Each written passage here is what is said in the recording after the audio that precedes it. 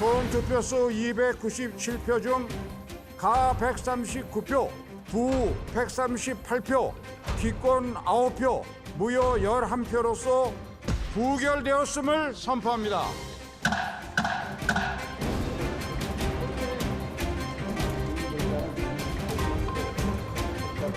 이재명 대표가 당대표를 벗어나는 것이 당과 이재명 대표의 사법적 리스크를 분리 차단시킬 수 있는 최소한의 방법이 될 수 있다. 어렵게 함께 같이 싸워내야 된 동지를 절벽에서 밀어버리는 그런 것과 마찬가지였기 때문에 저는 매우 부적절했다는 겁니다.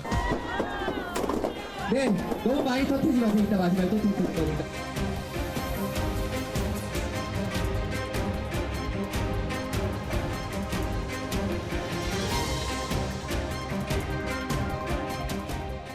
네 분 혹시라도 예상하신 분 계세요?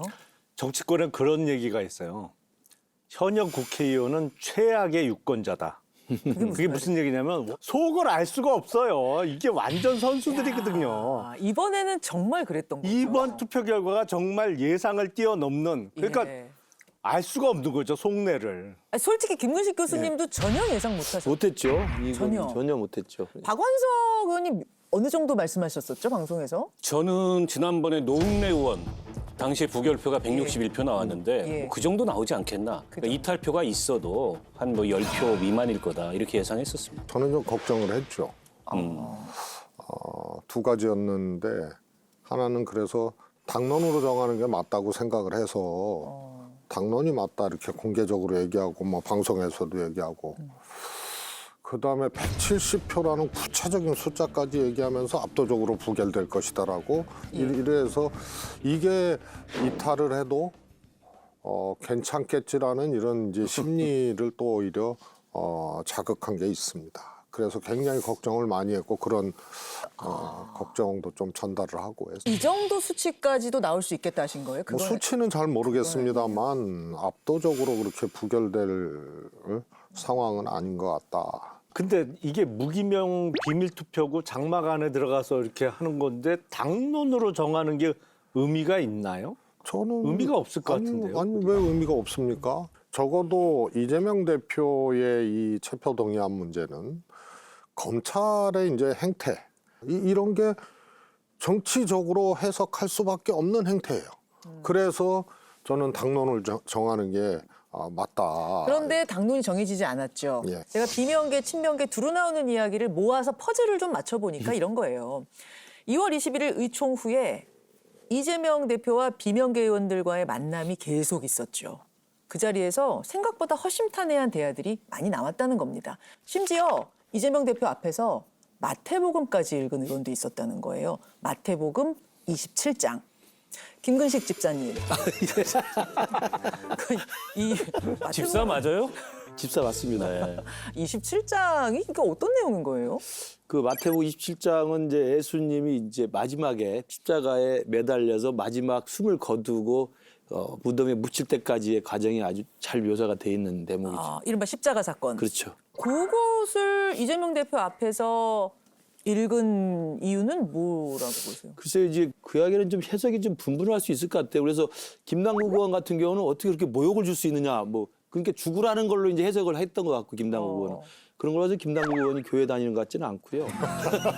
그건 굉장히 숭고한 장면이거든요. 희생. 경건한 장면이고. 저는 그래서 오히려 그렇게 보면 예수의 격으로 오히려 이재명 대표를 격상시킨 거라는 생각도 드는데 그래서 이제 이건 저는 그냥 느끼기에 그 읽은 사람의 의도는 예. 아, 예수가 죄 없이 남을 위해서 남의 죄를 뒤집어 쓰고 죽었듯이 당신이 결백한다고 하더라도 우리 당을 위해서 내년 총선을 위해서는 희생할 수 있지 않느냐라는 저는 우회적인 그 주문이 아니었을까 그게 이제 싶은데. 설득의 의도였다면은 네. 약간 정무적으로 고려가 좀 부족했던 것 같아요. 예수님의 부활과 재림에 관해서 읽었어야 되는데 마태복음 27장을 읽으니까 나보고 죽으라는 얘기야. 부활하려면 일단 사망을 해야 부활을 하죠. 아니 지난번에 나경원 의원 그 솔로몬 재판 가지고 또 해석을 막 희한하게들 하고 그러더니 나는 그 마태복음을 대표 앞에서 읽을 정도면 네. 고난의 길이다, 희생의 길이다. 그래서 위로와 이런 거라고 봐요. 위로. 아니 무슨 뭐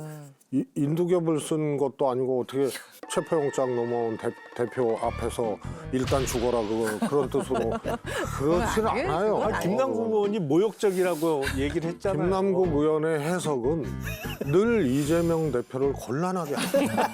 아무튼 예, 그런 일까지 있었다고 해요. 그러니까 이번에 부결표 던질 테니 당대표 사법 리스크로부터 당을 분리시켜달라 뭐 이런 호소를 했는데 23일 기자간담회에서 이재명 대표는 반대로 강한 의지를 불태운 거죠. 강도와 깡패들이 날뛰는 이 무법천지가 되면 담당이 있어야 되고 대문도 닫아야죠. 국경을 넘어서 오랑캐가 불법적 침략을 계속하면 열심히 싸워서 격퇴해야죠. 이 기자간담회뿐이 아니더라도 이 대표가 대표직을 내려놓을 의지가 전혀 없다는 게 뭐 여러 경로로 확인이 되면서 비명계 의원들이 3, 4 모으 뜻을 모으기 시작한 걸로 보입니다. 그렇게 모인 수가 최소 31명, 최대 38명. 이탈한 민주당 의원들은 책임 있는 정치란 무엇이냐 이것에 대해서 좀 되돌아볼 필요가 있어요. 성찰할 필요가. 당대표가 무너지면요. 그냥 당이 무너지는 거예요.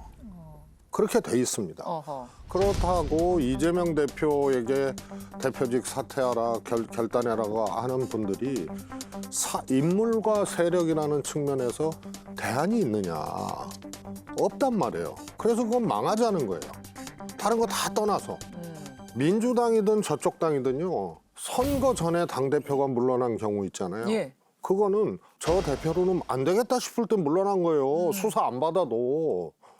그래서 선투 먼저 싸우고 예. 그다음에 후결 그다음에 선검 먼저 검찰에 대응하고 그다음에 후민이에요. 그다음에 민심이 결정하는 거예요.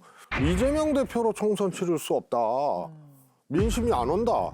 당 지지율이 형편없다. 그러면 못 치르는 거예요. 그래서 사퇴하는 거예요. 그 말씀에는 참 동의하기가 어려운 게 지금 말씀은 이재명 대표 이외에 동의하지 대안이 마세요. 없으니까 이재명 대표를 지켜야 된다는 거잖아요. 아니죠. 아니 이재명 이외에 대안이 없으면 그게 이재명 사당이지 공당인가요? 어느 정당이 그런 정당이 어디 있어요? 적어도 공당이라면 항상 대안은 있기 마련입니다. 없더라도 만들어내고 정말 없으면 외부에서 비대위원장을 영입할 수도 있는 거죠. 그리고 지금 이재명 대표나 민주당의 주류에서 계속 주장했던 검찰이 없는 죄를 만드는 거다, 야당 탄압이다, 이재명에 대한 정적 제거다, 이 레토릭이 안 통한다는 게 이번 표결 결과에 나온 거예요. 민주당 현역 의원들도 상당수는 그 레토릭을 믿지 않는 겁니다, 이미. 민주당 현역 의원 하세요. 이거요. 시켜주세요. 이런 거죠. 제가 이제 책임 정치 얘기를 했는데요. 제1당이 무책임해지는 거예요. 정당의 존재는 자신들의 철학, 노선 이런 걸 갖고 선거 때는 표로 우리를 선택해달라고 요청하는 거고 그다음에 평소에는 지지율로 우리를 지지해달라고 하는 거예요. 그러니까 이번에 가결표 던지거나 무효표, 기권표 던진 분들 잘못된 선택이다 이렇게 보시면 저는 그거는 잘못돼도 한참 잘못됐다. 한참 잘못됐다. 그다음에 이중적이잖아요. 이중적이다. 그러니까 정당의 그 순서가 있다는 거지. 정당의 행동에는. 그럼 저는 지금 듣기에 지금 선투 후결, 선검 후민 뭐 좋은 말씀하신 것 같은데 저는 최재성 수석 같은 분의 정당의 어떤 나아갈 그 조직 논리라고 할까요? 이런 것들을 강조하시는 분이 의원총회 때 가서 그런 입장을 개진했어야 했으면 훨씬 더 의원총회. 의원이 못 가니까 왜 문제인 거예요. 지금 왜 정기 은퇴를 하셔가지고 가본 적도 없는 아니 분이 여기 다 못 가는 사람들이 저기 모여서 선조서만 누구는 몇 번 안 가본 분이고 가본 적 번도 안 없는 분이고 몇 번 안 가본 분이고 저기 은퇴한 분이고. 해수석 같은 논리가 예. 오히려 설득력이 있을 수는 있어요. 근데 지금 이재명 지금 지도부에서의 의원총회 분위기는 저런 논리가 아니에요. 왜냐하면 저도 그런 논리 지금 처음 들어봐요. 자, 그러니까 지금 대부분 그냥 충성파로만 모여 있는 김근식 거거든요. 교수님 말씀처럼 지금 이 가결표 던진 분들, 이른바 이탈표 던진 분들의 판단이 틀렸다라고 격앙돼 있는 친명계의 결은 최수성님 결학은 조금 달라요. 달라요. 그분들 말씀은 비명계가 뒤통수 쳤다 이 얘기인 거예요. 앞에서는 전부 다 모든 의원님들께서 부결해야 된다라고 이렇게 이야기를 하셨었잖아요. 의원총회 말씀하시는 거죠? 네. 월요일에 의원총회. 예, 의원총회뿐만 아니라 비명계 내부에서도 이 체포동의안이 너무 심해가지고 이걸로는 행동할 수 없다라는 그런 총의를 그런 내부의 의견이 있었다는 거 알고 있거든요. 그런데 갑작스럽게 앞에서는 부결한다라고 해놓고 뒤에서는 갑자기 그런 어떤 비밀스러운 행동으로 표를 모았다라는 것 자체가 어떻게 보면 검찰 손을 들어준 것이었고 또 이것이 함께하는 동지를 어렵게 함께 같이 싸워내야 된 동지를 절벽에서 밀어버리는 그런 것과 마찬가지였기 때문에 저는 매우 부적절했다는 겁니다. 그거 배신이다, 뒤통수다 이 부분에서 결정적으로 지금 화가 나 있는 분위기 같거든요. 아니 지금 표결 이후에 보세요. 반란표 색출한다고 난리죠. 그리고 뭐 다음 총선에 반드시 떨어뜨려야 될 민주당 현역 의원들 포스터 만들어갖고 막 계속 돌죠. 그러니까 이게 지금 반대 의견을 얘기할 수 있는 분위기가 안 되는 거죠. 민주당 내에. 그렇다면 뒤에서 335 논의한 것에 대해서도 뭐라고 하면 안 되는 거 아닌가요? 여기서 얘기를 못하는 분위기였다면 뒤에서 뭔가 논의를 하고 그러면서 합리적인 방안들을 찾을 수도 있는 거 아닌가 싶기도 합니다. 아니 이런 거죠. 제가 아주 저열한 충돌이 예고되고 있다. 체포동의안 이후에 그런 표현을 썼는데요. 트릭이다. 뒤통수다. 뭐 이렇게 표현할 정도의 상황이면은 예. 불신이 이제 크게 자리 잡는 거거든요. 심리적 분당이다란 말에 동의하세요? 이제 분당은 안 될 거지만 심리적으로 훨씬 더 불신이 커지면은 그 다음에 수습이나 같이 예. 모색하거나 이런 것들이 불가능해지는 겁니다. 그래서 이제 저열한 충돌이 기다리고 있다 이제 이런 표현을 쓴 거고요. 그런 점에서 개인이 나는 가결할래, 나는 그냥 기권할래. 뭐 이런 거 하고 사전에 조금 조직적으로 했던 거하고는 그래서 하늘과 땅 차이라는 거예요. 아 저는 이해가 안 되는 그래서- 게 이게 앞통수를 칠 수 없는 공포 분위기를 조성해 놓고 왜 공포 분위기는 뒤통수를 아니고요. 쳤냐고 비난하는 거는 전 이해하기 어려워요. 그 자리에서 아니죠. 누가 이재명 대표 체포동의안 통과시키자고 민주당 현역 의원이 얘기나 할 수 있는 분위기냐 아니 말이죠. 그거는 가냐 분야의 문제가 아니고 부결하는 거에 이제 동의를 해놓고 이탈을 한 이런 점이 이제 보이는 이런 것이 이제 앞으로 훨씬 더 당내 정치를 하기가 쉽지 않다는 거죠. 그럼 왜 이런 결정을 했는가에 대해서 친명계 분들은 자기들 공천위에서 그런 것 같다 이렇게 원인을 보고 있더라고요. 그게 이제 김남국 의원이 그렇게 이야기를 한 것 같은데요. 저는 그건 착각이라고 봅니다. 오히려 공천위에 목맨 사람은 친명계고 공천보다는 본선에 목을 메고 거기에 계산을 하고 거기에 절박함을 느낀 사람이 비명계라고 보고요. 저는 그렇기 때문에 기운이 있었다고 봐요. 아까 마태복음 읽은 모임이라든지 아니면 서른 의원하고 오찬을 했다는 거 아닙니까? 서른 의원 이런저런 이야기를 했다는 거 아니에요? 그러면 이번에는 우리가 단일대우로 갑시다. 그러나 이건 어떻게 하겠습니까? 라는 비명계 일정한 조율을 위한 요구가 있었을 거라고 봅니다. 근데 전혀 여기에 대해서 이재명 대표 화답하지 않았던 거잖아요. 오히려 이들의 움직임을 오랑캐로 비유했던 거 아닙니까? 오랑캐가 쳐들어오는데 무슨 소리예요? 이렇기 때문에 사실은 철벽을 느꼈다고 생각을 합니다. 그 사람들이. 그거는 거꾸로예요. 공천은 왜요? 당권을 가지고 있는 주류에 반대되는 사람들은 민주당은 그쪽 당은 절단 났지. 진방 논쟁으로 절단 났고 그래서 옥새 들고 나르샤하고 학살당하고 막 그러잖아요. 또 이명박 대통령 때 친박 의원들 절단 나고 민주당은 거꾸로야. 항상 반노 또 반문 했던 그런 사람들은 안전하게 공천받았어. 왜냐하면 그 사람들을 찍어내잖아요. 네. 그러면은 요동쳐. 그리고 민심이 야 저놈들 막 저렇게 반대 쪽은 막 저렇게 민주당이라는 놈들이 이렇게 막 찔러내고 뽑아내고 막 이래. 그러니까 당 대표나 당 주류의 인사들을 이 공천에서 일부 이 불이익을 주거나 제거하면서 그러면서 이 전선에 나간 게 민주당이. 그건 최재성 수석 있을 때까지. 아니야.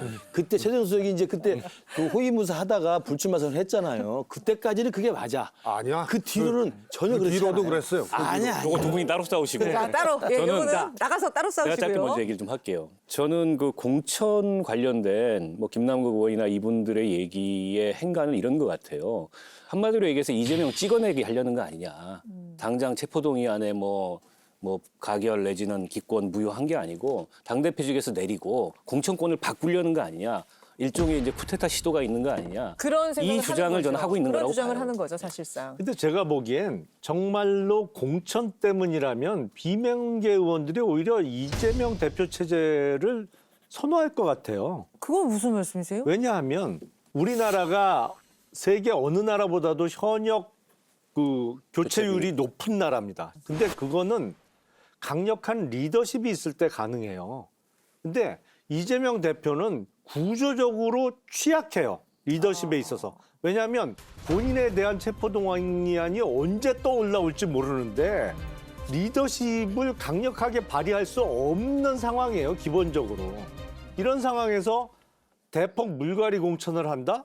제가 보기엔 불가능해요. 오히려 공천 때문이라면 이렇게 취약한 구조적 문제를 안고 있는 대표가 그 자리에 있는 게 더 낫죠. 자, 알겠습니다.